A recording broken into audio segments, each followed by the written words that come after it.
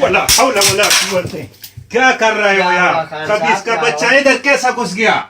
मैं तो- बाहर निकालो इसको। मैं तो ऐसे ही आई थी खान साहब, क्या हुआ ऐसे? मैं ऐसा आदमी झलक नहीं मारा। है, बाहर जाओ। उस दुनिया में तो कोई ऐसा नहीं है, लेकिन माफ हम करो, जाते हैं। हमको माफ करो। आइए खुदा फिर। का बंदा आप ये क्या बैठो। करता है? आओ तो बैठो, तो माफ सही। करो भाई, माँ में भीख मांगने नहीं आई हूँ वो खान माफ साहब। करो हमको, खुदा के लिए माफ करो, छोड़ इधर आओ दो। तो सही खान। तो माफ करो भाई, ये क्या है? वो मैं ऐसा आदमी नहीं है, माफ करो। कोई नहीं है ऐसा, लेकिन इस दुनिया में सब कोई ऐसा बन जाता है। तुम डरो नहीं, आओ तो सही। वो खुदा को मानो, क्या करता है वे? ये कौन सा खान है? आओ जान, मेरी जान, इधर आओ तो माफ करो, सही। हम ऐसा आदमी नहीं है। अभी नमाज पढ़ के आया, तुम ऐसा गलत गलत काम करता है।